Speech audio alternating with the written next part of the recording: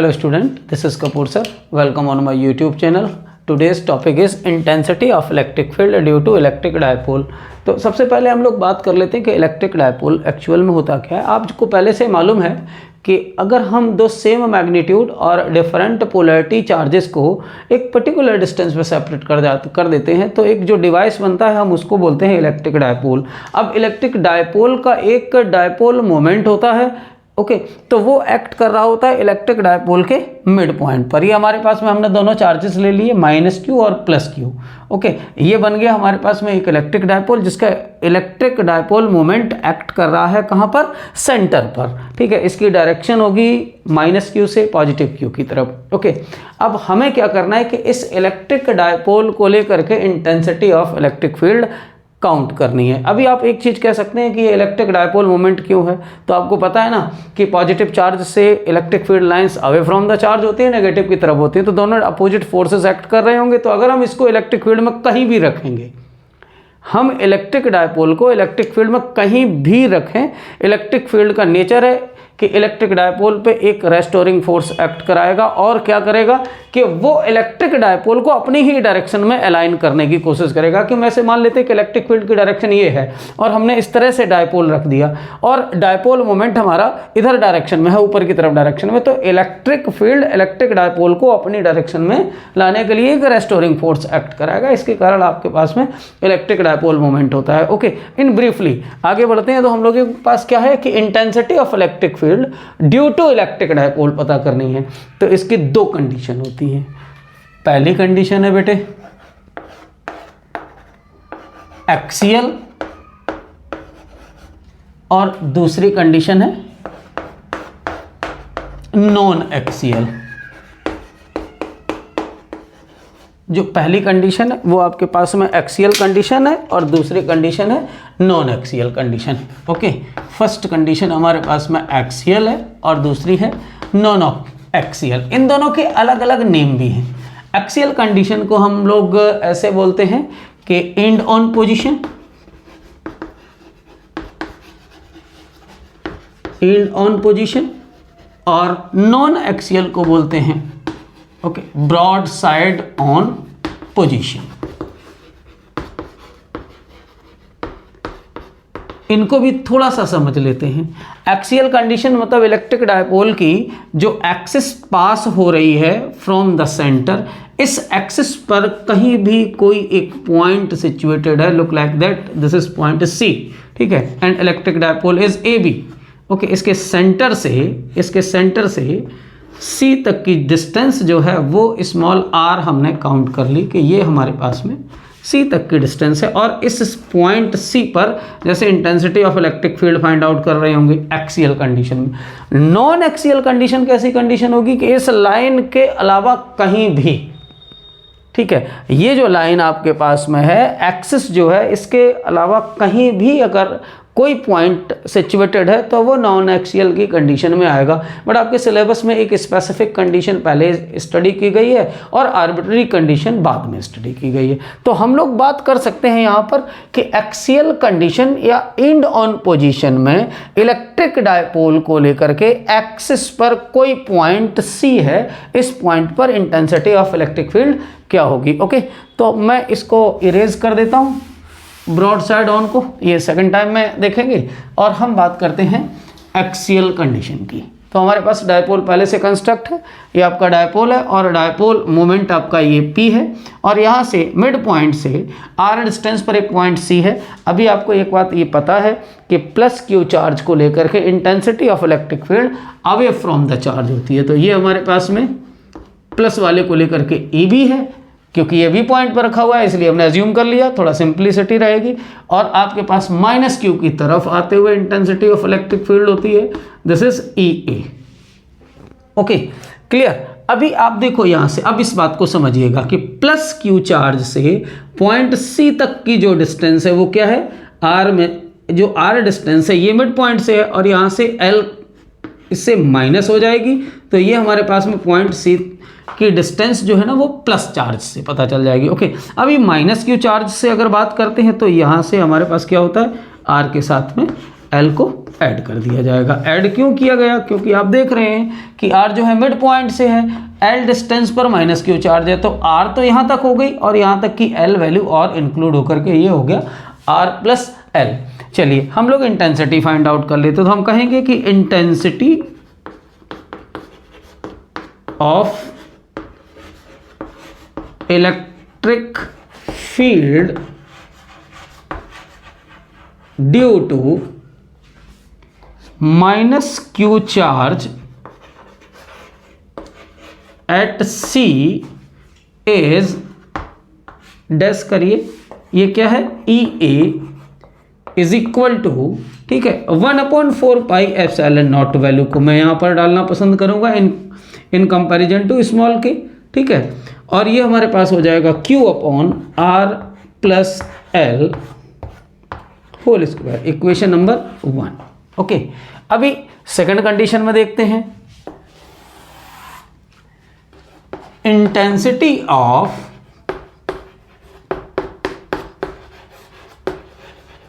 Electric field due to plus Q charge at point C is, आपके पास क्या हो जाएगा, EB। आपको पता होना चाहिए कि हमने प्लस Q चार्ज को लेकर के intensity of electric field assume की है कि EB। ओके, तो EB की वैल्यू फाइंड आउट करेंगे तो similarly 1/4 pi epsilon naught Q/R minus L whole square. Okay, clear, this is equation number 2। अब आप ऐसे समझिए कि हम यहां पर फाइंड आउट कर रहे हैं resultant intensity of electric field at point C, this is equal to E। अब यहां से समझने वाली बात है, EB इधर एक्ट कर रहा है और EA इधर एक्ट कर रहा है। अब देखो क्या होता है कि ये ठीक उसी तरह से दोनों अपोजिट हैं, तो आपको ये बात पता है कि हम यहां से लिख सकते हैं, ठीक है, EB माइनस EA। ठीक है, कोई एक स्टूडेंट इस तरह का क्वेश्चन क्रिएट कर सकता है कि why am I writing the EB minus EA। Okay, तो EB माइनस EA क्यों है ये, इस बात को थोड़ा डिसाइड करते हैं। जैसे मान लो कि एक रस्सी में दो बच्चों को एक रस्सी दे दी गई, जिसमें से एक का जो एक बड़ा फोर्स लगा रहा है, एक छोटा फोर्स लगा रहा है, और दोनों ही अपोजिट डायरेक्शन में खींच रहे हैं, तो ऑब्वियसली आपको पता है कि जिसका फोर्स बड़ा होगा वो अपनी तरफ खींच ले जाएगा। मीन्स क्या हुआ कि हमारे पास जिसकी वैल्यू लार्ज होगी फाइनली उसी की तरफ रिजल्टेंट टेंड्स कर रहा होगा। रिजल्टेंट की डायरेक्शन जिधर मैक्सिमम होगा, चाहे फोर्स मैक्सिमम हो चाहे इंटेंसिटी, अब यहाँ पर हम इंटेंसिटी फाइंड आउट कर रहे हैं, तो जिस इंटेंसिटी की वैल्यू मैक्सिमम होगी रिजल्टेंट इंटेंसिटी उसी की तरफ डायरेक्टेड होगी। You remember it, intensity of electric field is a vector quantity. Okay, अभी यहाँ से देखो कि इसका डिनोमिनेटर क्या है, छोटा है, और इसका डिनोमिनेटर क्या है, बड़ा है। जिस किसी भी फ्रैक्शन या भिन्न का डिनोमिनेटर बड़ा होगा उसकी वैल्यू कम होगी। ठीक ऐसे कि अगर आप 15/3 करते हैं तो वैल्यू 5 आती है, और 15/5 करते हैं तो वैल्यू 3 आती है। मतलब डिनोमिनेटर बड़ा तो वैल्यू छोटी, और डिनोमिनेटर छोटा तो वैल्यू बड़ी। तो यहाँ पर डिनोमिनेटर छोटा है, इसलिए EB की वैल्यू जो है वो मैक्सिमम होगी। फाइनल इंटेंसिटी की डायरेक्शन EB की तरफ होगी। So that's why we writing the EB minus EA। Okay, clear. अब इन दोनों में वैल्यूज को पुट करने के बाद में आपको सॉल्व करना होगा। यहाँ से इस पूरे फिगर को आप आसानी से बना लीजिए और ये इतनी चीज़ें राइट डाउन कर लीजिए। इतनी चीज़ें राइट डाउन करने के बाद में फिर हम लोग बात करते हैं। आप जल्दी में हो तो स्क्रीनशॉट ले सकते हैं। ओके, बाद में नोट करते रहिएगा। मैं थोड़ा जल्दी में हूँ, आप लोग आसानी से इस काम को करें। ठीक है, मैं इसका सोल्यूशन पे जा रहा हूँ। ओके, तो ये आपके पास में E is equal to EB means 1/4 pi epsilon naught Q/R minus L whole square minus 1/4 pi epsilon naught Q/R plus L whole square। Okay, तो यहाँ से देख रहे हो आपके पास 4 pi epsilon not, Q upon 4 pi epsilon not, दोनों common है, इनको बाहर निकालते हैं। अलजेब्रा तो हम लोगों की वीक है नहीं। Okay, 1 upon R minus L whole square, ठीक है, माइनस 1 upon R plus L whole square. Okay, clear. जरा इन दोनों को सॉल्व करते हैं तो जो वैल्यू मुझे मिलती है उसकी वैल्यू ध्यान से समझिएगा, यहाँ तक आपने देख लिया। This is Q upon 4 pi epsilon naught. Okay, यहाँ से इसको सॉल्व करेंगे तो ये हमारे पास में एलसीएम ले लेते हैं पहले, R minus L whole square R plus L whole square. Okay, दोनों का एलसीएम ले लिया तो अब आप देख रहे हैं कि ये वैल्यू इसको कैंसिल करेगी तो यहाँ से क्या रहेगा, R plus L whole square minus this is R minus L whole square. Okay, clear. इतनी वैल्यू आपके पास आ गई तो आप देर ना करते हुए इन चीज़ों को जितने जल्दी ओपन करेंगे उतना ही आपका टाइम बच जाएगा। ये आपके पास क्या है, A plus B whole square means R square plus L square plus 2LR। Okay, ये क्या होगा, माइनस के बाद में बहुत सारे टर्म्स आने वाले हैं तो ब्रैकेट का यूज करेंगे। ठीक है, this is R square plus L square minus 2RL। Okay, और यहाँ से देख रहे हैं कि ये कंप्लीट स्क्वायर है, मीन्स ये आर माइनस एल और इंटू आर प्लस एल, और इसको मैं इस तरह से बोल सकता हूँ होल स्क्वायर। दोनों पे लगे हुए तो दोनों को मैंने मल्टीपल के अंदर ले लिया रूल के अकॉर्डिंगली, और ये इस तरह का हो गया। अब इस माइनस को इस ब्रैकेट के अंदर डालते हैं। ओके, चलिए देखते हैं क्या होता है। बस टारगेट वही है कि intensity of electric field find out कहाँ कर रहे हैं, सी पर। ठीक है, और उसी के लिए ये सारा कार्यक्रम चल रहा है। तो आपके पास E is equal to value क्या आ जाएगी बच्चे, Q upon 4 pi epsilon naught. Okay, अब यहाँ से देखो R square plus L square plus 2LR, मैंने बोला कि R square plus L square plus 2RL या LR की बात, माइनस का मल्टीपल करेंगे तो minus R square minus L square और माइनस माइनस प्लस हो जाएगा। ओके, तो ये हो जाएगा 2RL। एक बार में अगर क्लियर ना हो तो इस बात को थोड़ा सा स्लो करके देख लें। माइनस का मल्टीपल करेंगे तो माइनस आर स्क्वायर, ठीक है, plus minus minus L square और माइनस दोनों मिल करके हो जाएंगे प्लस, तो ये हो गया माइनस माइनस प्लस प्लस, ये कैंसिल हो गए। यहाँ से मेरे पास आ गया R square minus L square whole square. देखो क्या है, ये मेरे पास बना A minus B and A plus B, square difference identity है, जिस आइडेंटिटी की value A square minus B square equal to A plus B into A minus B होती है। वही आइडेंटिटी हमने यहाँ यूज की और ये वैल्यू आ गई। अच्छा, ये वाला जो स्क्वायर है वही ये स्क्वायर है, ब्रैकेट का शेप चेंज करके लगा दिया, तो आप नाराज मत होइएगा। ठीक है, यहाँ से मेरे को बचा बेटे Q इंटू 2 और 2 मिल करके हो जाएगा 4RL divided by R square minus L square, this is whole square, E is equal to. Okay, clear. अच्छा, अब यहाँ पे हम लोग कुछ चीज़ों को देखते हैं और कुछ अच्छे अच्छे तरीके से इसके फार्मूले को स्टैंडर्ड फॉर्म में ले जाएंगे। ये सॉरी भूल गया मैं, 1/4 पाई एप्सिलॉन नॉट।